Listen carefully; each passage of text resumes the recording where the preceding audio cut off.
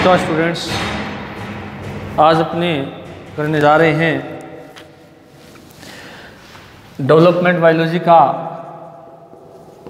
Lecture number 37 यानी 37वां lecture करने जा रहे हैं। देखिएगा स्टूडेंट्स, अपना जो टॉपिक चल रहा था इससे ठीक पहले उस टॉपिक का नाम था अपने oogenesis। oogenesis को हमने 3 भागों में बांटा था। पहला भाग था कौन सा, गुणन प्रावस्था, मल्टीप्लिकेशन स्टेज जिसको हम कहते हैं, दूसरा था ग्रोथ स्टेज और तीसरा था मैचुरेशन स्टेज। हम बात कर रहे थे इसकी oogenesis के अंदर जो ग्रोथ स्टेज है उसकी। तो आपको बताया था कि इसकी ग्रोथ स्टेज बहुत बड़ी होती है। जो मेंढक के अंदर मैंने बताया था 2.5 से 3 साल लग जाते हैं। मनुष्य के अंदर 14 दिन की होती है, चूहे के अंदर 16 दिन की होती है। तो अलग अलग जंतु में अलग अलग दिनों की ये होती है, परंतु स्पर्मेटोजेनेसिस की तुलना में oogenesis क्या है, एक लंबी प्रक्रिया है। तो oogenesis के अंदर उसका रीजन मैंने बताया था कि इस दौरान 2 घटनाएं होती है। एक तो प्री वेटेलोजेनेसिस होती है, एक वेटेलोजेनेसिस यानी पित्तक जनन पूर्व अवस्था, और एक होती है पित्तक जनन अवस्था। पित्तक जनन पूर्व अवस्था के अंदर 2 भागों में बांटा गया है। एक तो होता है कि केंद्र के पदार्थों में वृद्धि और दूसरा है कोशिका द्रव्य पदार्थों में वृद्धि। तो हमने बात कर रहे थे केंद्र के पदार्थों में वृद्धि की। तो केंद्र के पदार्थों की वृद्धि में आपको बताया था कि जो जंतु होते हैं यहाँ पर केंद्र के पदार्थों की संख्या में वृद्धि होती है, जिसमें से खासकर अपना आनुवंशिक पदार्थ है, डीएनए है, आरएनए है, प्रोटीन्स हैं, उनकी संख्या में वृद्धि होती है, कि केंद्र के पदार्थ में वृद्धि होती है। और आपको बताया था कि कुछ जंतु ऐसे होते हैं जैसे कि जो अतिपीत के अंडे वाले हैं, जैसे कि जिसमें रेप्टाइल्स हैं, एम्फीबियंस हैं, पीसेज हैं, उनके अंदर क्या होता है कि जो समजात गुणसूत्र होते हैं वो युगों में होते हैं।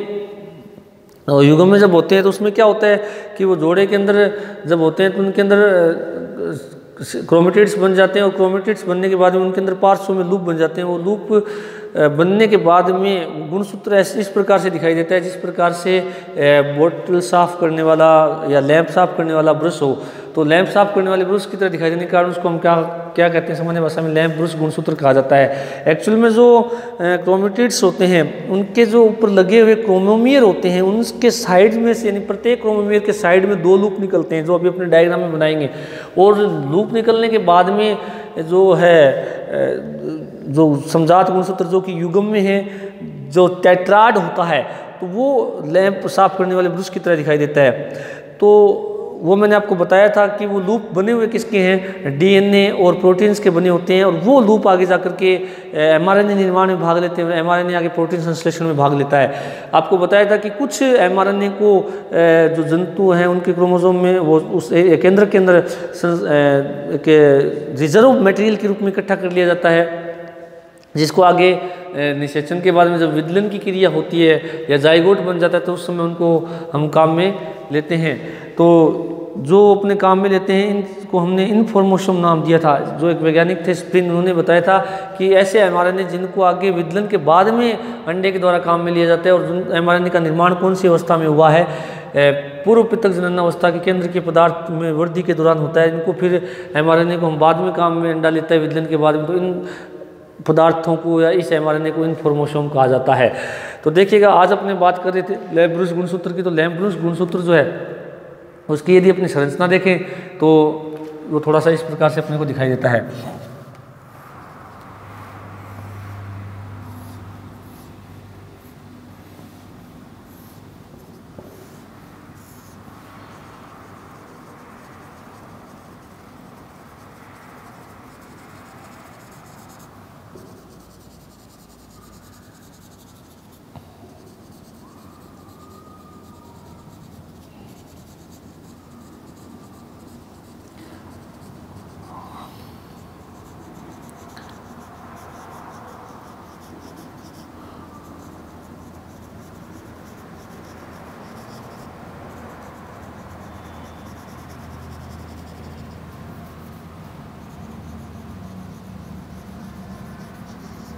इस तरह से है, ये सेंट्रोमियर होता है, ये क्रोमेटिड्स होते हैं, उसके अलावा ये है लूप। अपने को थोड़ा सा एरिया अगर अपने बढ़ा करके देखें तो अपने को किस प्रकार से दिखाई देता है उसकी अपने बात करने जा रहे हैं।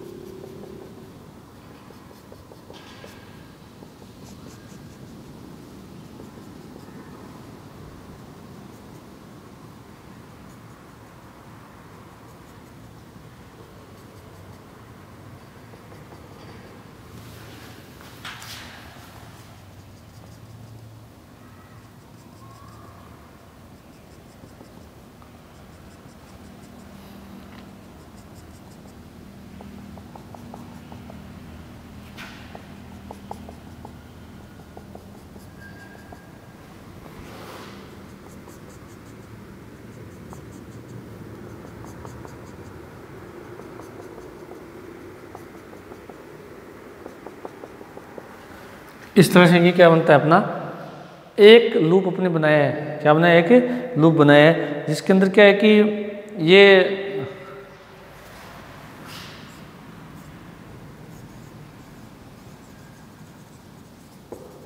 एक्सिस है, ये क्या है? लेटरल लूप है।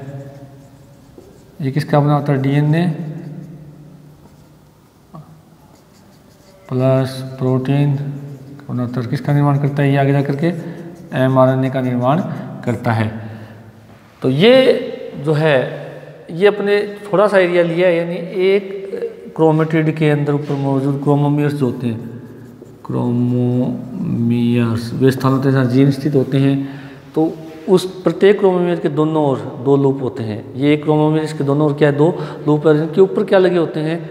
ये डीएनए प्लस प्रोटीन, जो कि किसका निर्माण करते हैं? एमआरएनए का। और एमआरएनए आपको पता ही है कि आगे जा कर के अनुवादन में भाग लेता है। अनुवादन में जब भाग लेता है तो प्रोटीन निर्माण की क्रिया होती है और कुछ एमआरएनए को संचित कर लिया जाता है, जिसको हम उस मात्रा को हम इनफॉर्मोसोम कहते हैं। तो ये अपना क्या है? लैंप ब्रूस क्रोमोसोम होता है।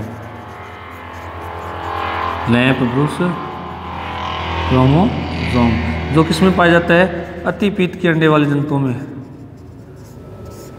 अतिपीत की अंडे वाले जो जंतु होते हैं, ये थोड़ा पूछा जाता है कि लैंप ब्रूस गुणसूत्र किसमें पाया जाता है? वाले जंतुओं में, जिसमें एग्जाम्पल अपने बात करें उभयचर है, रेप्टाइल यानी सरीसृप है और पक्षी है, वह पक्षी। इनके अंदर क्या है? ये लैंप ब्रूस क्रोमोसोम पाए जाते हैं। और केवल कौन सी अवस्था में देखने को मिलते हैं? पितृक जनन पूर्व अवस्था के अंदर जो केंद्र के पदार्थों में वृद्धि को अगर अपने देखें तो उसके अंदर ये अपने को दिखाई देते हैं। अगला जो चेंजेस है पितृक जनन पूर्व अवस्था में वो केंद्रिका में भी आता है। अब केंद्रिका में क्या होता है कि हम देखते हैं कि एक केंद्र के अंदर समानता एक ही केंद्रिका पाई जाती है। अब चूंकि इस अवस्था के अंदर हम बात कर रहे हैं कि प्रोटीन संश्लेषण की दर बढ़ जाती है, या यूँ कहते हैं कि एमआरएनए संश्लेषण की दर बढ़ती है तो प्रोटीन संश्लेषण होना ही होता है। तो इसलिए केंद्रिका जो है उसका भी रोल बहुत अधिक बढ़ जाता है, क्योंकि केंद्रिका के द्वारा आपको पता ही है आरएनए की जो निर्माण है उसके आरएनए को यूँ कह सकते हैं कि निर्माण में भाग लेती है केंद्रिका। तो केंद्रिका जब आरएनए के निर्माण में भाग लेती है तो आरएनए आपको पता है कि प्रोटीन संश्लेषण से जुड़ा हुआ एक आरएनए का भाग है। तो अब यदि प्रोटीन संश्लेषण बढ़ रहा है या प्रोटीन संश्लेषण अधिक हो रहा है तो उस दौरान एमआरएनए भी बन रहा है, तो उस दौरान केंद्रिका जो है वो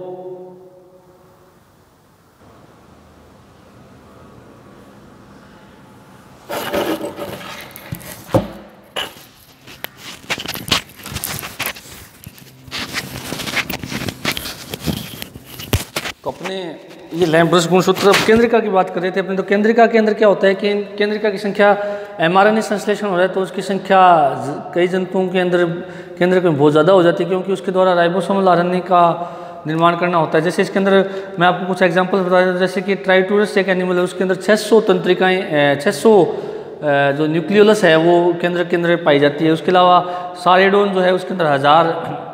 उसके अलावा जिनोपस लेविस जो मेंढक की एक जाति है उसके अंदर 1200 केंद्रिकाएँ पाई जाती है। तो इस प्रकार से हम देख रहे हैं कि एमआरएनए की संख्या जैसे जैसे बढ़ रही है, मात्रा बढ़ रही है, एमआरएनए की मात्रा बढ़ रही है, वैसे वैसे क्या हो रहा है कि न्यूक्लियस के अंदर न्यूक्लियोलस जो है उसकी संख्या भी बढ़ रही है, क्योंकि वो आरएनए का निर्माण करी और आरएनए का प्रोटीन संश्लेषण के अंदर योगदान होता है।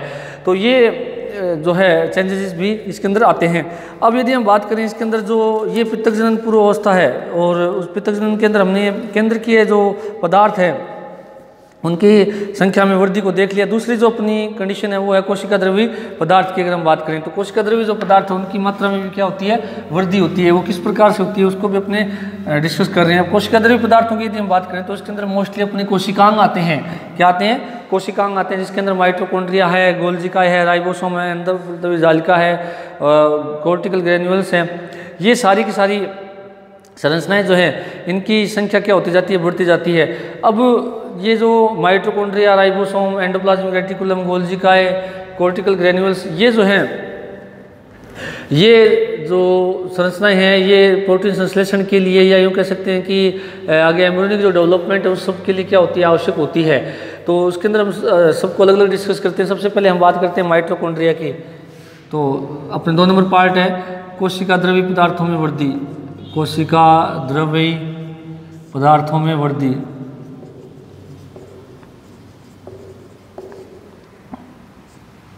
इसके अंदर सबसे पहले बात करें हम किसकी, माइटोकॉन्ड्रिया की।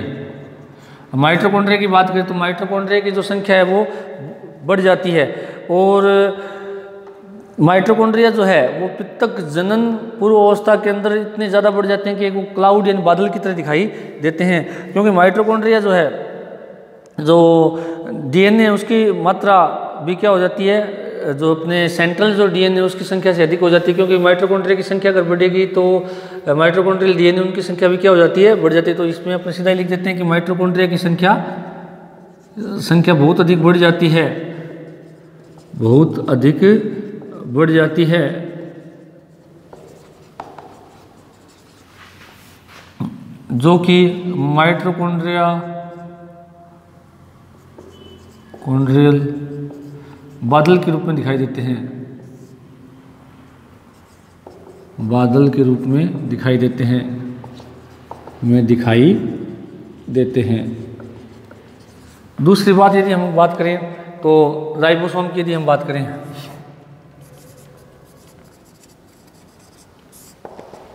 तो राइबोसोम तो राइबोसोम में भी संख्या बहुत अधिक बढ़ जाती है। उसका रीज़न भी क्या है, क्योंकि राइबोसोम जो हैं आपको पता ही है कि प्रोटीन संश्लेषण होना होता है, तो प्रोटीन संश्लेषण के लिए जो राइबोसोम है वो भाग लेता है, तो इसलिए राइबोसोम की संख्या भी क्या हो जाती है, बहुत अधिक बढ़ जाती है।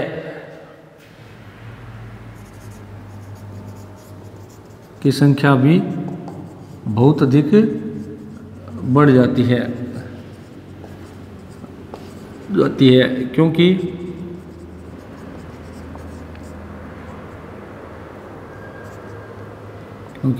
ये पित्तक जनन के लिए, पित्तक निर्माण के लिए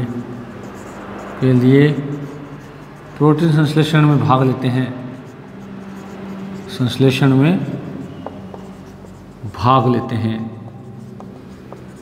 तो इनकी संख्या में क्या हो जाती है, बढ़ोतरी हो जाती है। उसके अलावा यदि हम बात करें एंडोप्लाज्मिक रेटिकुलम, तो एंडोप्लाज्मिक रेटिकुलम में उसकी जो सिस्टर्नी और जो वेजाइकल्स होते हैं उनकी संख्या भी क्या हो जाती है, बढ़ जाती है, क्योंकि एंडोप्लाज्मिक रेटिकुलम जो होती हैं वो आगे जाकर के आरएनए का क्या कोशिका द्रव्य में संग्रह करने का काम करते हैं, और जो यूँ कह सकते हैं कि इसका जो वेजाइकल्स और जो सिस्टर्नी होती हैं वो एक प्रकार से यूँ कह सकते हैं कि प्रोटीन संश्लेषण में भाग लेते हैं, तो इनकी संख्या भी क्या है, बढ़ जाती है, और ख़ासकर जो वेजाइकल्स हैं वो भी दिखाई देते हैं।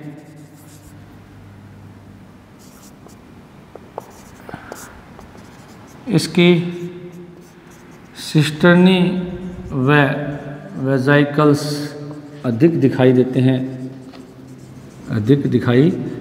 हैं, जो कि आरएनए के संचय में सहायक है,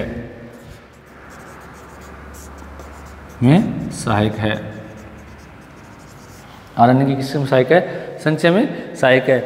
उसके अलावा नेक्स्ट अपना जो है गोल्जी उपकरण या गोल्जी बॉडी की यदि हम बात करें तो गोल्जी बॉडी जो है आपको पता होना चाहिए कि सेंट्रोसोम के निकट पाया जाता है, और ये जो है गोल्जी बॉडी जो है ये अपने बात करें तो इसके अंदर जो है छोटे छोटे वेजाइकल्स का निर्माण करते हैं, जिनको हम वल्कुट कणिकाएँ कहते हैं, कोर्टिकल ग्रेन्यूल्स कहते हैं। कोर्टिकल जो ग्रेन्यूल्स हैं ये इनके अंदर म्यूकोपॉलीसैकेराइड पाया जाता है, और कोर्टिकल ग्रेन्यूल्स का बहुत बड़ा योगदान है कि जो कोर्टिकल ग्रेन्यूल्स हैं ये अंडे के अंदर जो कोर्टेक्स वाला भाग होता है यानी जो प्रीदीय भाग होता है वहाँ पर पाए जाते हैं, और ये जो है अंडे के अंदर जो यूँ कह सकते हैं कि दूसरे शुक्राणु निषेचन होने के बाद जो शुक्राणु एक घुस जाता है उसके बाद दूसरे शुक्राणु का जो है क्या करते हैं,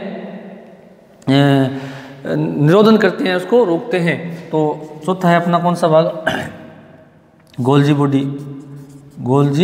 बॉडी। इनके द्वारा इनकी वेजाइकल्स द्वारा यूँ लिखते हैं अपने वेजाइकल्स द्वारा कोर्टिकल ग्रेन्यूल्स का निर्माण होता है जो कि आगे जिनमें म्यूकोपॉलीसैकेराइड भरा जाता है, पॉलीसेकेराइड भरा होता है।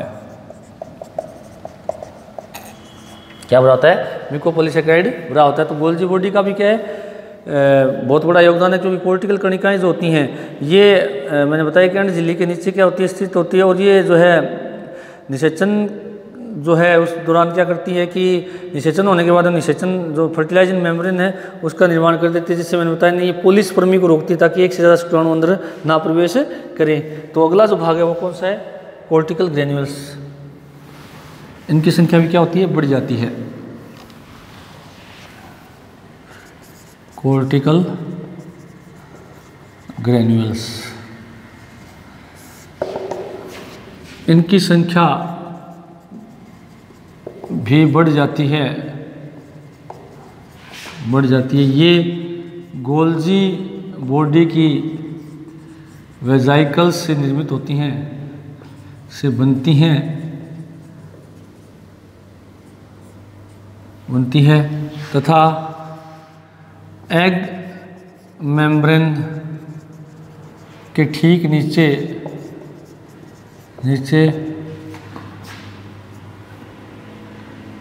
यूँ कह सकते हैं साइटोप्लाज्म के कोर्टेक्स भाग में स्थित होती है। साइटोप्लाज्म के कोर्टेक्स भाग में स्थित होती है, जो कि निषेचन के दौरान सक्रिय रहती है, के बाद सक्रिय रहती है और निषेचन के बाद दूसरे शुक्राणुओं का प्रवेश को रोकती। निषेचन झिल्ली लिख दिया अपने सीधा, निषेचन झिल्ली का निर्माण करती है तथा निषेचन के बाद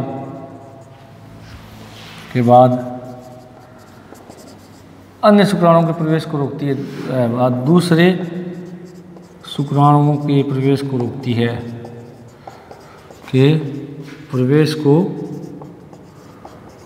है, कौन?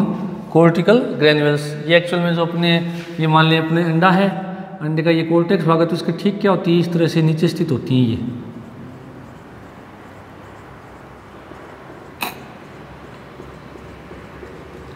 इस तरह से होती है। ये अंड झिल्ली होती है, अंड झिल्ली के ठीक क्या होती है? नीचे स्थित होती है कोर्टिकल ग्रेन्यूल्स। और इसका निर्माण किससे होता है? गोल्जी बॉडी की जो वेजाइकल्स होती हैं वो उसका निर्माण करती हैं। उनके अंदर लाइसोसोम के समान अपघटनकारी क्या भरे जाते हैं? एंजाइम से भरे होते हैं। तो ये क्या होती है? अपनी गोल्जी बॉडी से बनी हुई कौन सी है?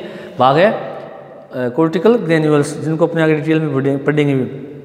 अब जो अपना पित्तक जनन पूर्व अवस्था है वो अभी समाप्त हो गई है। अब अपनी जो दूसरी स्टेज है जिसके अंदर किसका निर्माण होना होता है? पित्तक का निर्माण होता है। उस घटना को हम कहते हैं पित्तक जनन। अब अपने उसकी बात करेंगे कि पित्तक क्या है, योग क्या है। तो पित्तक की यदि हम बात करें तो पित्तक मैंने बताया था कि पित्तक के अंदर जो है, योग के अंदर है 48.7% जल होता है, 16.7% प्रोटीन होते हैं, 32.6% फास्फोलिपिड होता है और कुछ मात्रा में उदासीन वसा और कार्बोहाइड्रेट भी पाए जाते हैं। अब यदि जो मोस्टली पित्तक है उसके अंदर प्रोटीन ज़्यादा पाया जाता है जो कि भ्रूण के डेवलपमेंट के लिए एक आवश्यक है। और पित्तक जो है हल्का पीले कलर का होता है, क्योंकि एक अंडे के अंदर दो चीज़ होती है, एक तो कोशिका द्रव होता है तरल के रूप में और एक गाढ़ा जो तरल होता है वो होता है पित्तक। तो पित्तक जो है वो भ्रूण के पोषण के लिए क्या होता है? जिम्मेदार होता है।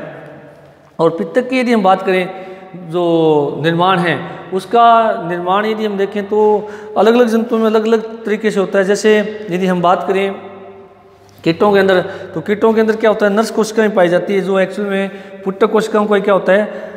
रूपांतरण होता है। अल्पवित की जो अंडे होते हैं उनके अंदर जो है गोल्जी बॉडी या रफ एंडोप्लाज्मिक रेटिकुलम जो है उसके द्वारा निर्माण होता है।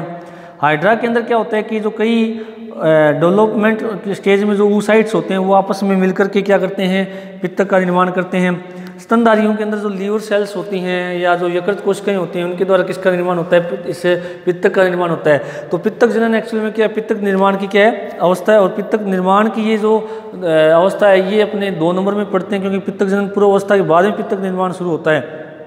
और मैं बताता हूँ आपको कि मुर्गी का जो अंडा है उसके अंदर सबसे ज़्यादा पित्तक पाया जाता है, लगभग 55 ग्राम जो है पित्तक इसमें पाया जाता है। उसके अलावा पक्षियों और मछलियों में भी पित्तक का अधिक पाया जाता है। और पित्तक जो है मैंने बता दिया कि आपको एक भ्रूण जो परिवर्तित हो रहा है उसके लिए क्या एक पोषक पदार्थ का काम करता है।